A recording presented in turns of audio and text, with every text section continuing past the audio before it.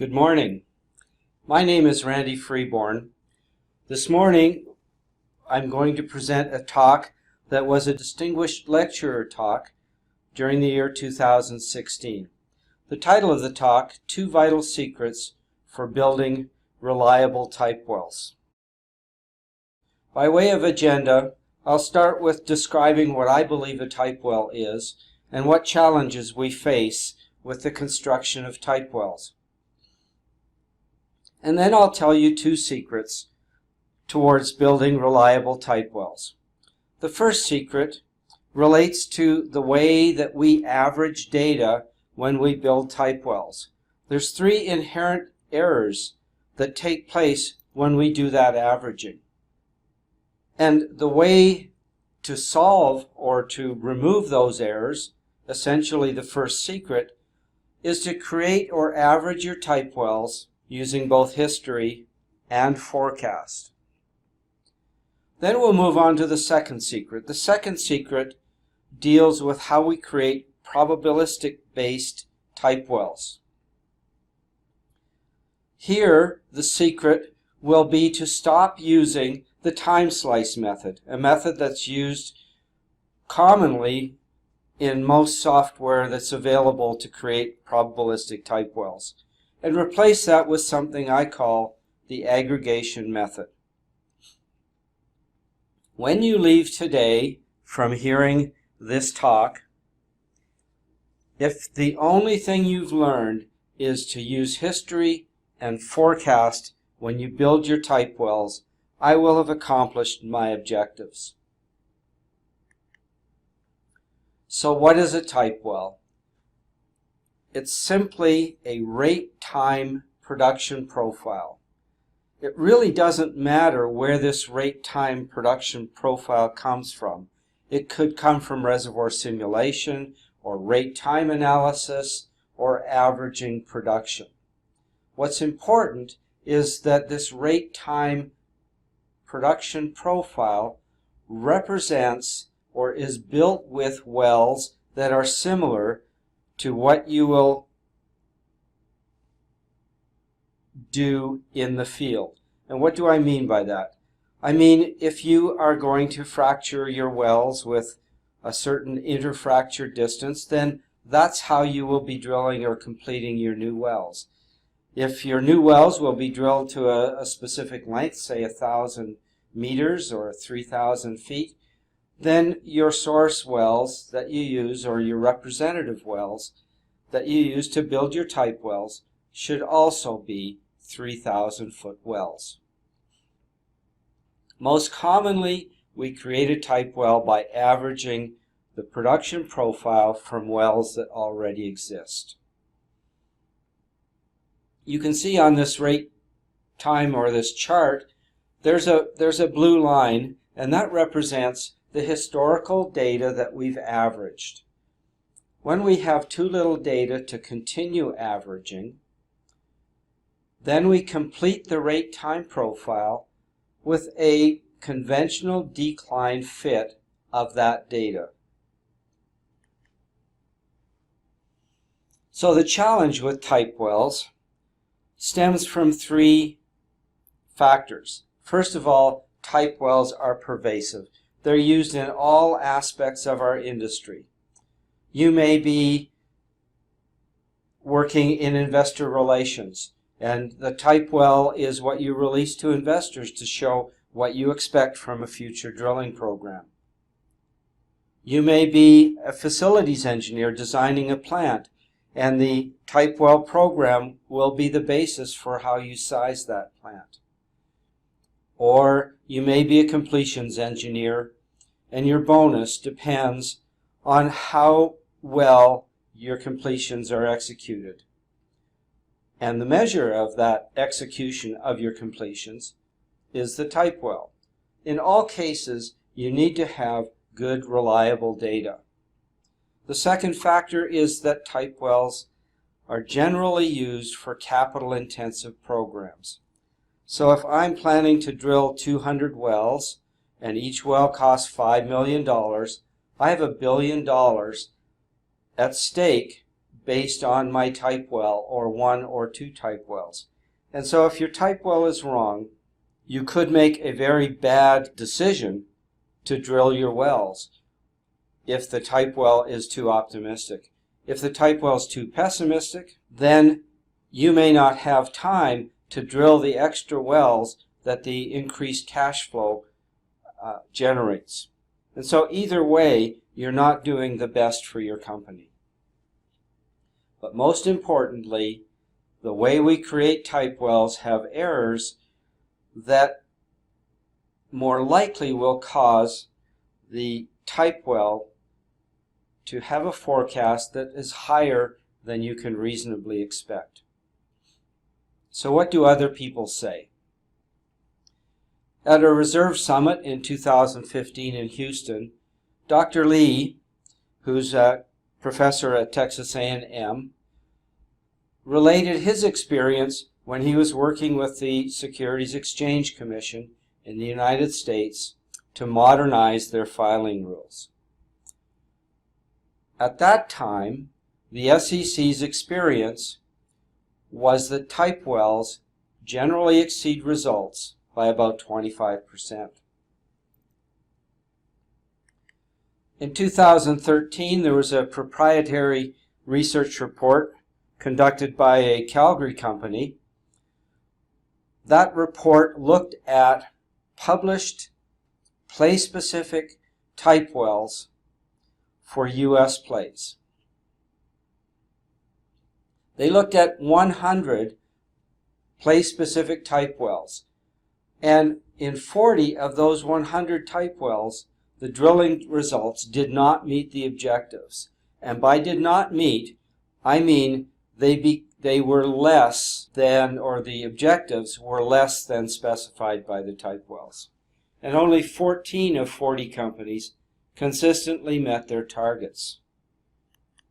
My personal experience from doing hindcasting studies with type wells is that EUR is more likely to be overestimated with type wells, the way we create them using history only, and by as much as 40%. So we need to do a better job creating type wells. So let's deal with the first secret. And the first secret is to forecast each well and then average the history and the prediction from those wells.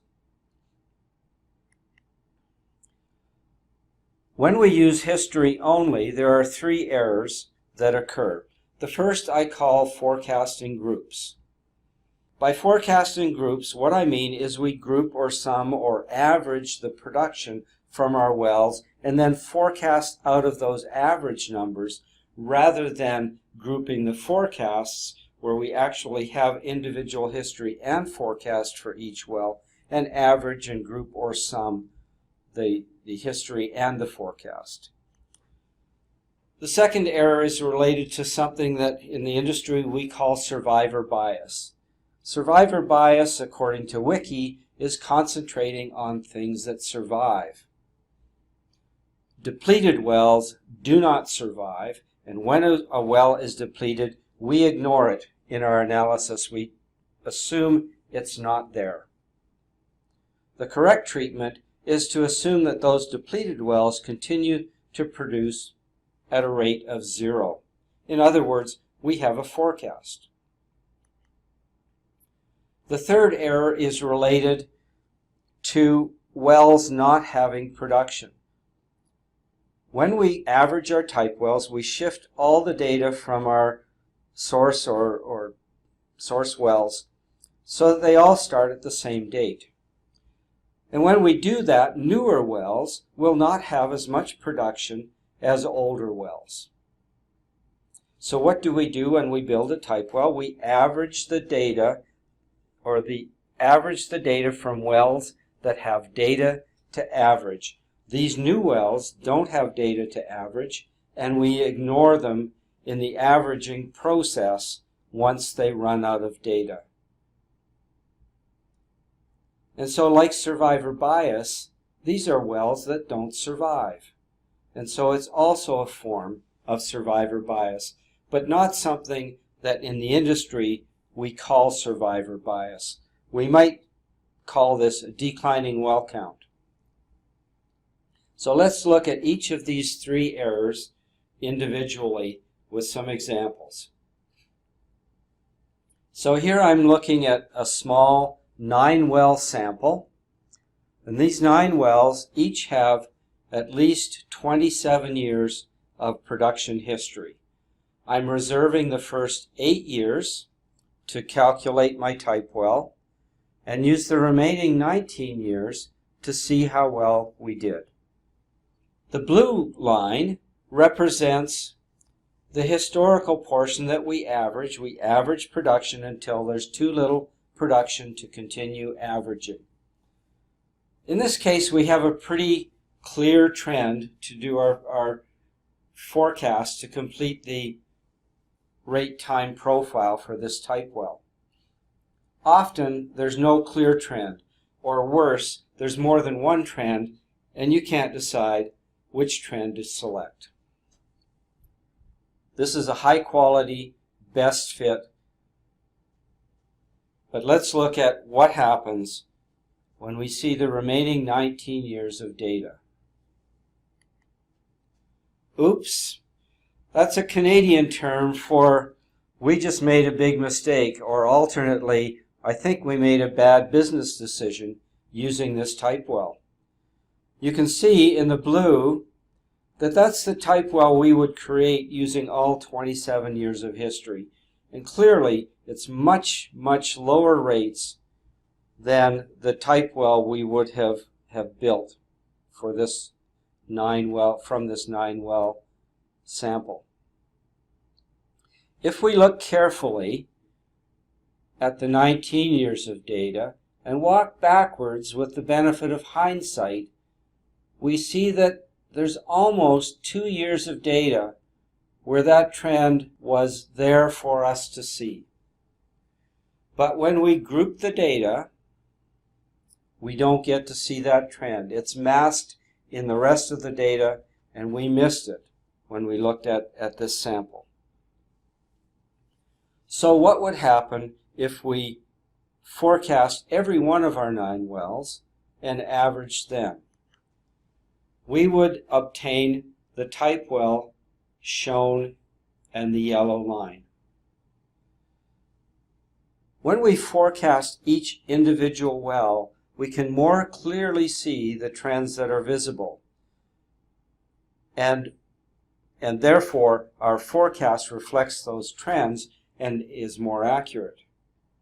The other thing that happens when you forecast your individual wells, it's a certainty that the forecast on every one of those wells will be wrong.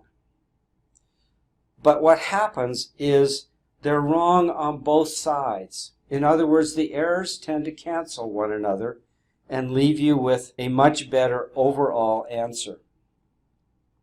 Now, this is not going to remove bias in your forecasting. So what do I mean by a bias? Well, if you have a bias to a certain limiting decline if you're doing unconventional wells, or if you have a bias towards exponential instead of hyperbolic or harmonic forecasts. Those inherent biases will exist on your individual forecast, and they will also appear in your type well. But you will also have that inherent bias if you used history only and projected forward.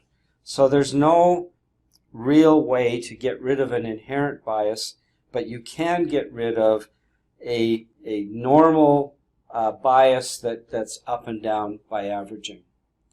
And you can see that when you do that, the accuracy of your type well definitely improves, and that's a good thing.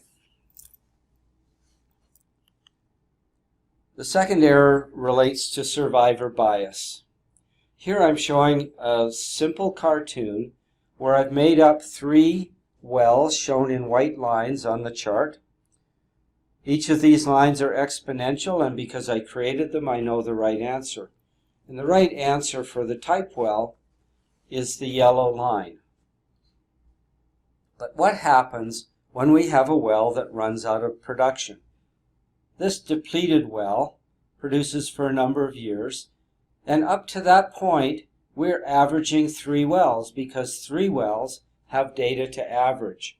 But once that well is depleted, we have only 2 wells to average, and because those 2 wells are producing at a higher rate than 0, we end up with a bump in the production, an increase in the production rate. That increase creates false rates and reserves for our type well because it persists for every month after the well has been depleted. But it's worse than this, much worse, because every time we have a depleted well, we have a bump in the rate.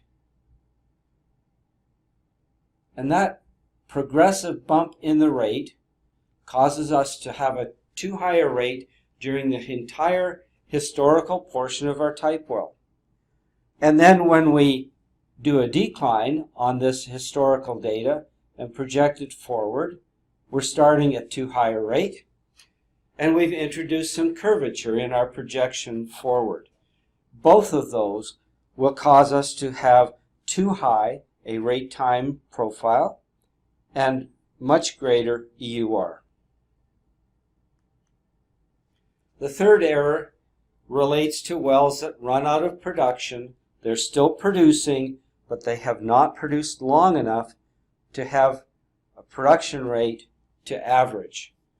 And so, like the depleted well, when the well runs out of production, we stop averaging that well and average the wells that continue to have production to average. Now, in this case, I've shown this so that the production well that runs out of production is your worst well. This is similar to what we do in business. We try to make the most money for our company. We high grade our drilling programs and drill our best wells first. And so this well that runs out of production, your worst well, will be assigned a production rate that's equal to the average of all the better wells that were drilled before it. Now, what do I mean by assigned a production rate? How can that happen? We're not assigning a production rate to this well. It turns out when we build a type well and then use it for a drilling program, that's exactly what happens.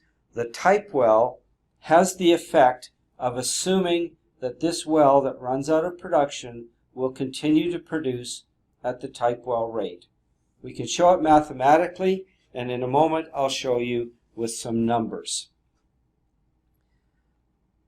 The other kind of bias is a technical bias. And in that case, we're learning how to drill wells, and each progressive well gets better and better. And in that case, this well that runs out of production will be your best well. And then when you average the remaining wells, you will see a drop in the production rate. But we do something very interesting when we build type wells. We discard the early wells where we were learning how to complete. And then we start drilling our best wells first. And so in either case, we end up ultimately with type wells that overrepresent the rate and recovery that we would expect. So now let's look at a simple table. The concept here is we're going to create a type well from 3 wells. And then we're going to drill 3 wells using our type well to decide what production rate we're going to achieve from those 3 wells that we're going to drill. So on the table, I show you the individual production rates for the 3 wells and the field total. Field total along the bottom here. I'm simply extracting 4 production months, but in the middle of this, 1 well runs out of production. So we build our type well for month 23 and 24, we divide our field rate by 3 because we have 3 wells producing. Starting in month 25, one well no longer has production, so we divide our field rate by 2. So now we've got our type well, we're going to use that type well to run economics on drilling 3 wells. So what do? I'll tell you what we don't do. We don't say, let's take our type well and multiply it by 3 for the first 24 months, and after that, then let's multiply it by 2 because I know one well ran out of production at the end of month 24. We don't do that. We simply take our type well and multiply it by 3. And when we multiply by 3 for months 23 and month 24, our field rate is exactly the same as the rate we expect from drilling 3 wells. But in month 25 and 26, the field rate is less than we would run economics on for drilling 3 wells. And if you mentally subtract the field total from the drill 3 wells total, you'll see that the difference is the type well rate. That's what I was talking about when I said when we drop the well count and building a type well, we're making an assumption that that well that ran out of production continues to produce at the type well rate. So now let's look at an example. This example is 88 wells taken from the Hugoton field in Kansas. These are not vertically or not horizontal multi-fractured wells. These are shallow gas wells that are fractured. But what they share with unconventional resources is that you can't predict production based on what happened to the wells side by side. It's still a statistical play. So it's still a great example, and I choose this example because these wells are almost depleted. So I have an almost known answer. So we averaged the production from these 88 wells. What I've done is I've used the first 5 years of drilling. So for 5 years, we're adding more and more wells. And then after 5 years, drilling stops, and I have another 5 years of production history. So when I'm forecasting these wells, each well will have somewhere between 5 and 10 years of production data. Normally, I said we would stop averaging when there's too few wells to average. We do that based on a cutoff. In this case, you'll see on the chart, 75%. When fewer than 75% of the wells have data to average, we stop averaging. Now this is a number that's commonly used in this range of 70, 75, 80%. Some people believe that you can use the well count and look at the production forecast and decide when you should stop averaging. Well, if you look at this production forecast, there's no hint that we should stop averaging. So the blue is the average of the historical data until fewer than 75% of the wells have data to average. Then we forecast the balance of the rate time using a decline, and this log of rate versus time is a perfect exponential decline with expected EUR of 1.58 BCF. I don't know of an engineer out there that would not think that this would be a very reliable type well. So now let's look at the rest of the history, but in doing that, remember this yellow line. This yellow line represents 75% cutoff. The next slide is going to bracket that line with some shading to show you the difference between 50% and 100% cutoff. So there you see that yellow bracketing, and when we change the cutoff, it changes our bracketing a little bit. But look at the blue line. The blue line is the type well that we would create using that is the real data. That's the type well that we would build using somewhere between 20 and 25 years of real data. And it projects to a recovery of about 1.34 BCF. And you'll see that all the yellow lines on the table at the bottom suggest that we would overestimate the EUR somewhere between 13 and 28%. That's an overestimation of the total EUR. The remaining EUR would be off by much more than what I'm showing here. Let's look what happens if we forecast each of those 88 wells and average the history and forecast. That results in the white line. Here, averaging history and forecast, our type well is accurate to within 2% of the almost known number. Clearly, we should be using history and forecast when we build our wells, and that's the first secret. So we're going to take a break now and move from the first secret to the second secret. And the second secret applies when you need to have a probability-based type well. And the secret is stop using the time slice method and use the aggregation method. So when do you need to have a probabilistic type well? Well, part of the answer depends on how many wells you're going to drill. If you're planning to drill a lot of wells, let's say 100 or 150 wells, just averaging your wells is probably good enough.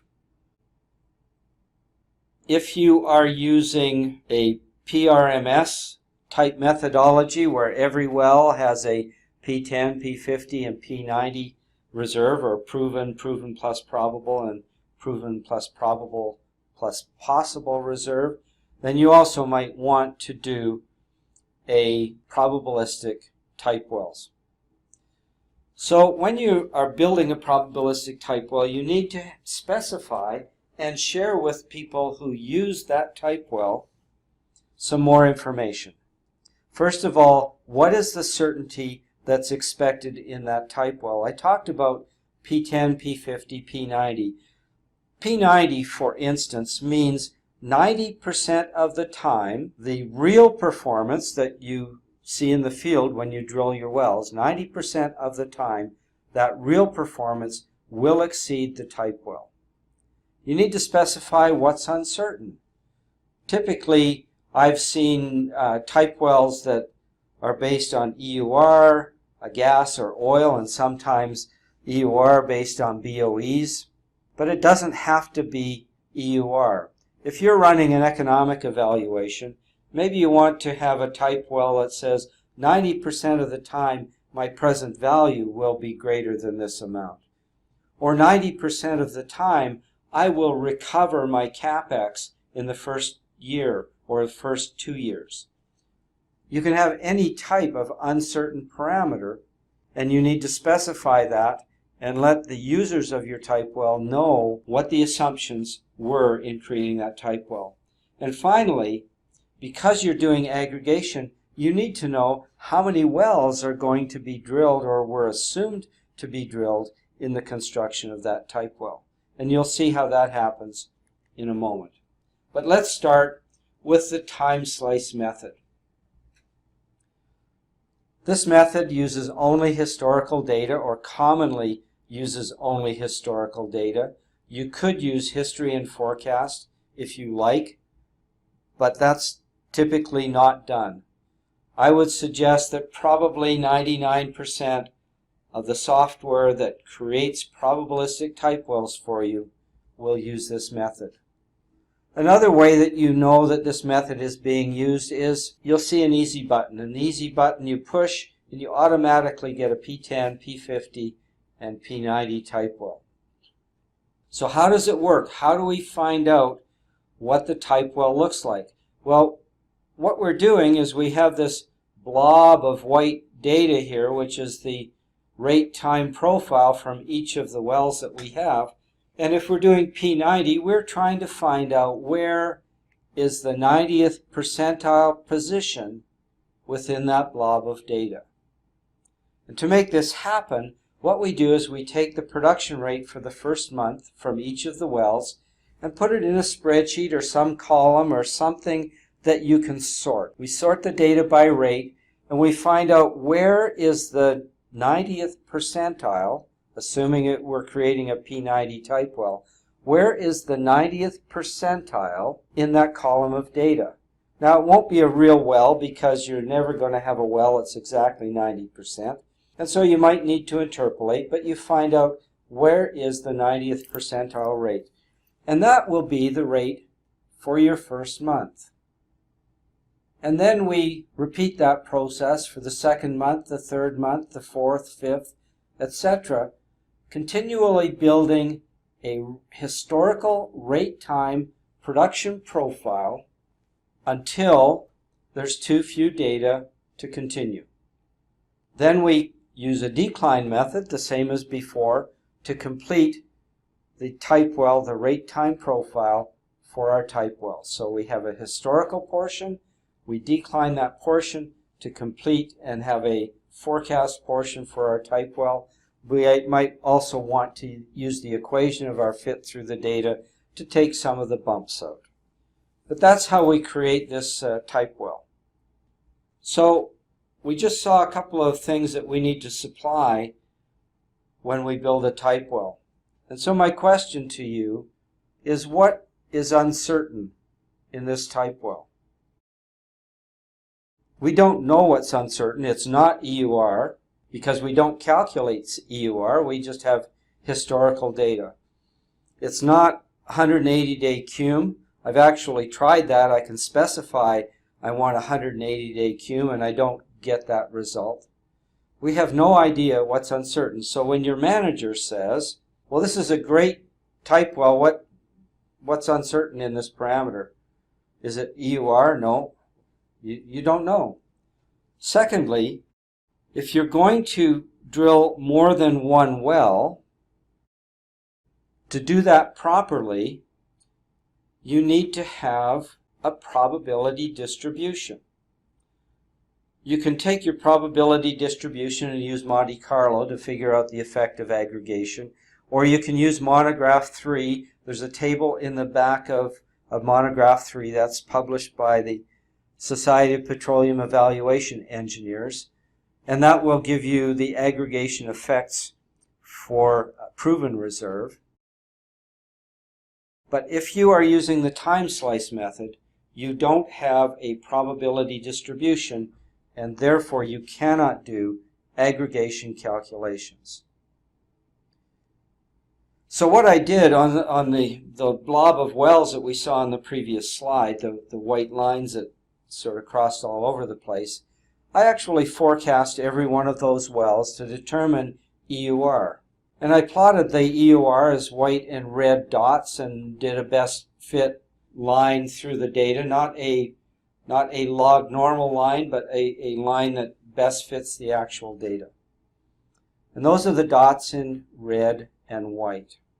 So remember the slide back when we were figuring out how to create this time slice rate time profile. We took the data and we put it in a column and we sorted the data, and we picked a well, or we found out where the 90th percentile rate was, and we maybe interpolated using 2 wells, or maybe we were lucky and had 1 well.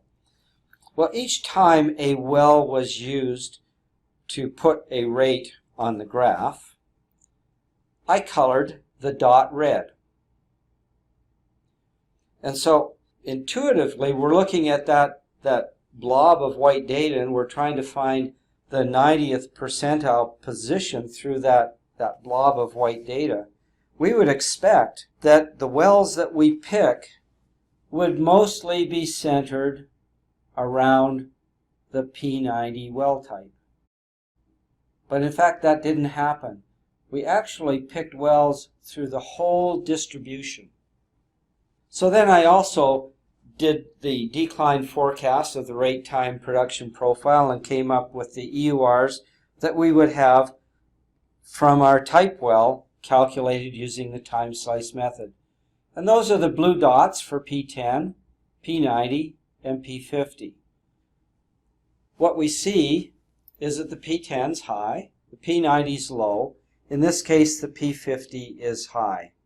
Our type well ignores the distribution. We no longer have an approximate log normal distribution for our data. Our type well has just skewed that dramatically. And if we think that the ratio of P10 to P90, or the difference between P10 to P90, is a measure of the uncertainty of our prospect, our type wells just reflected a much greater level of uncertainty than really exists. There's one other thing happening that I'd like to show you, and that relates to the white blob. The reason this is a white blob is because the curves are not parallel to one another. The individual rates are bouncing up and down, up and down, up and down. Maybe you've got a well that's shut in for a time, and then the month later you get a regain. And that creates all this noise and flutter in the data. And I want to show you the effect of that using a 9-well example. 9 wells because with 9 wells, one of these wells will represent P10, and one of those wells will represent P90.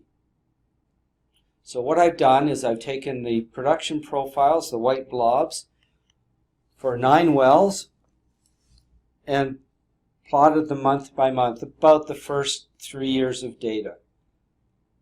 So what we're seeing on this chart is in yellow, in the middle, through here for P10 and through here for P90, that represents the P10 and P90 well.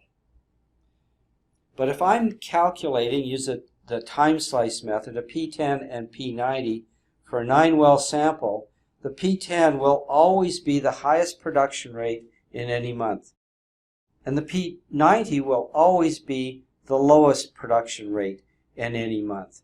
And that's represented by the orange bars on this chart.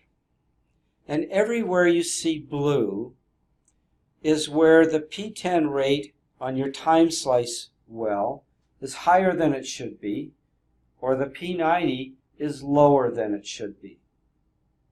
So what we're doing when we build a type well using the time slice method is we are pushing the curves further apart than they should be. And so our rate time profile is too high over most of or all of the production period, and the EUR is too high. And so it's no wonder when we look back at the cartoon that the P10 EUR is too high, the P90 is too low, and it will cross and be right at some probability level, but we have no idea what that probability is. So when I look at the time slice method, I do not see any advantages except that you don't have to forecast your wells to make it work. We don't know what's uncertain in our plot, or the probability of what. We can't choose a value, and even if we could choose a value, the type well wouldn't give that value back to us. It's prone to error. All the errors that we talked about earlier from using only history also apply to the time slice method.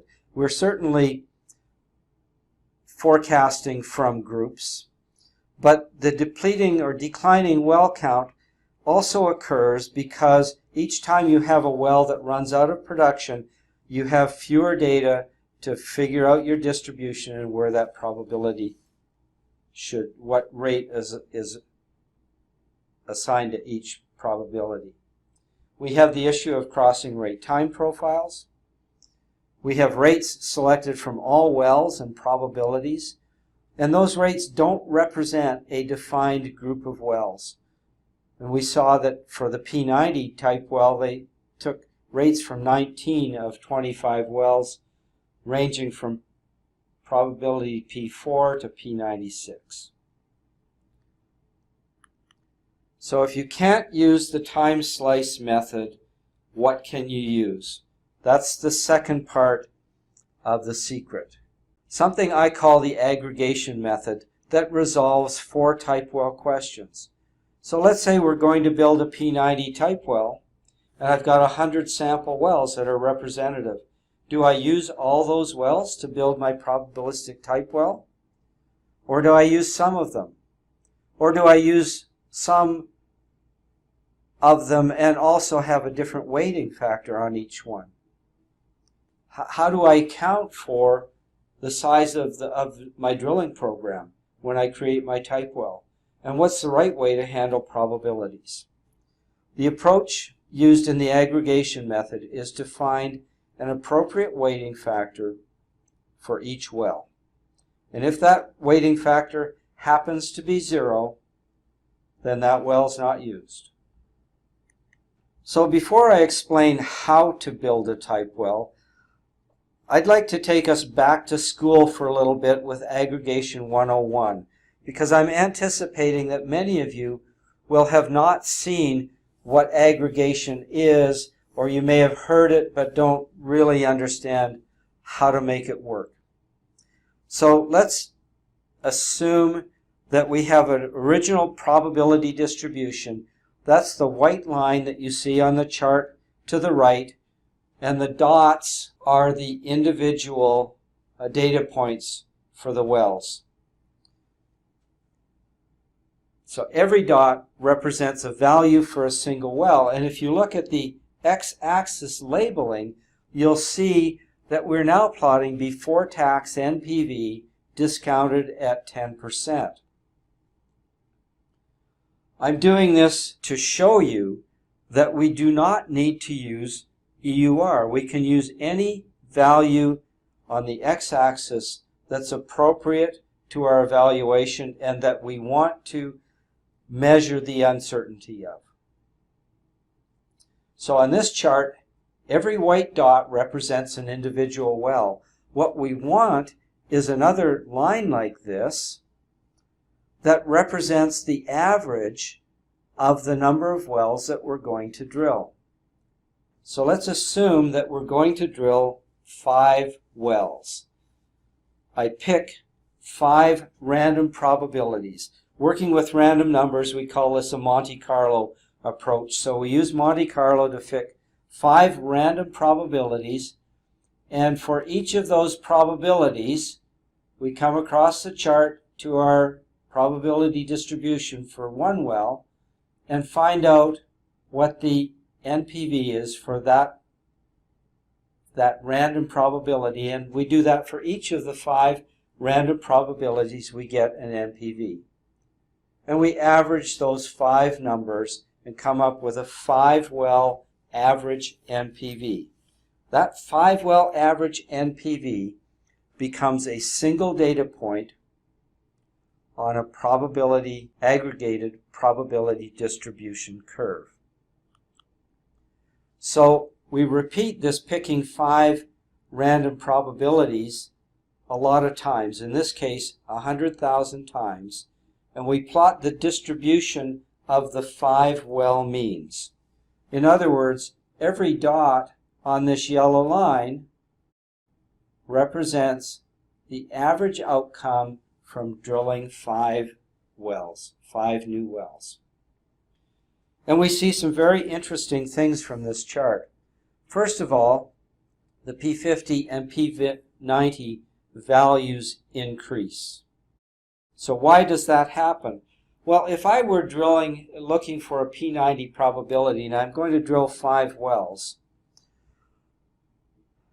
P90 is sort of at the low end of the distribution. I'm more likely to drill wells that are higher than P90 than lower than P90. And so I would expect the average of drilling 5 wells to be higher than drilling 1 well. The same thing happens at P10. If I'm drilling 5 wells, P10's at the high end of the distribution, I expect to drill fewer wells with NPV greater than P10 than below P10, and therefore I expect the aggregated probability distribution for P10 to be lower. And that results in a steeper slope. Now we measure uncertainty by the ratio or the difference between P10 and P90. So if we were to drill 1 well, our original distribution, we have quite a wide range or difference between P10 and P90.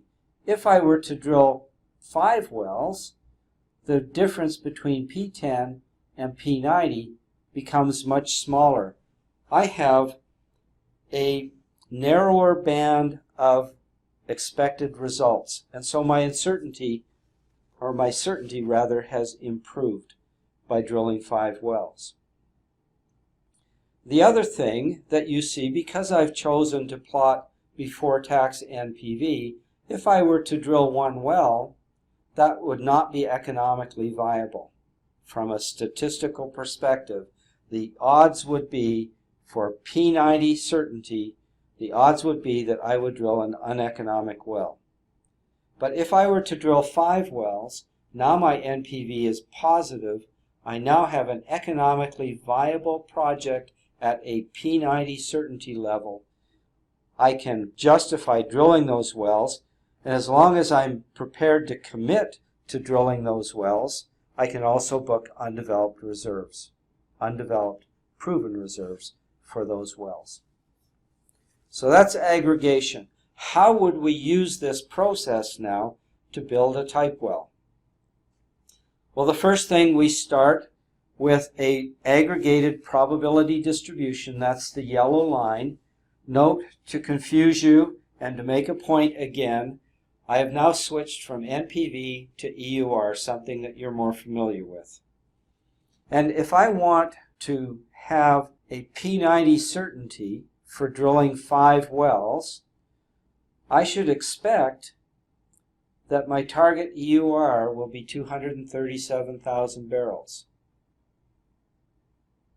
If I'm just doing an average of production from a probability distribution from certain wells, my EUR comes out of the averaging process. If I want a P90 probability, it does not come out of the averaging process. The first thing I have to understand is, what will my EUR be for P90 level of certainty and drilling 5 wells? And that number is 237,000 barrels. So the next question is, what mix of wells will give me 237,000 barrels? If I'm drilling 5 wells, I will have a whole bunch of different combinations of drilling that will give me 237,000 barrels, and I need to find out what that mix is. So we start figuring out a weighting factor. We continue this process of randomly selecting 5 wells. So we're going to say, let's drill 5 wells. What do we think the outcome will be from those 5 wells? Because we're picking them randomly, that's akin to drilling them. Every time the average from those 5 wells is equal to our target, 237, we've just found a mix of wells that satisfies the EUR that we're looking for P90. So we tally those wells. What do I mean by tally? We do a running count of all the wells that were selected that gave P90 EUR reserve. So here I've got my first tally. I found one sample of 5 wells that has 237,000 barrels. And those wells were well 24, well 25, 16, 17, and 30. And I do this again and again and again. I finally found another well, or another group of wells. And so I do a running count. So now my count adds up to 10. I found another one after maybe another 10,000 trials. And now my tally's up to 15. And I do this until I have more than 1,000 trials of drilling 5 wells that also have the EUR I'm looking for, 237. 1,000 comes from trial and error, and that gives us repeatable results. So now that I've got the tally, I need to calculate a weighting factor.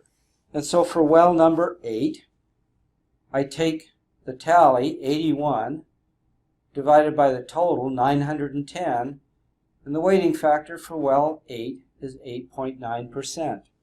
What that means is if I'm going to drill 5 wells and I want a P90 EUR of 237, well number 8 will be drilled 8.9% of the time. And so to build a type well, it's really easy. We multiply the history and forecast for each well by that well's weighting factor and sum the results. And so the aggregation method really has only advantages because it's really designed to mimic or duplicate exactly what's going to happen in the field when you drill 5 wells, at least from a probabilistic perspective. So it's designed for new drilling and is based on the probability of drilling each kind of well that we have in our quiver or set of sample wells. It properly uses aggregated probabilities, so it's doing the aggregation, the multi-well effect properly. It will use any uncertain parameter, so if you want to look at what's the uncertainty of some economic parameters or other factors, it will handle that properly.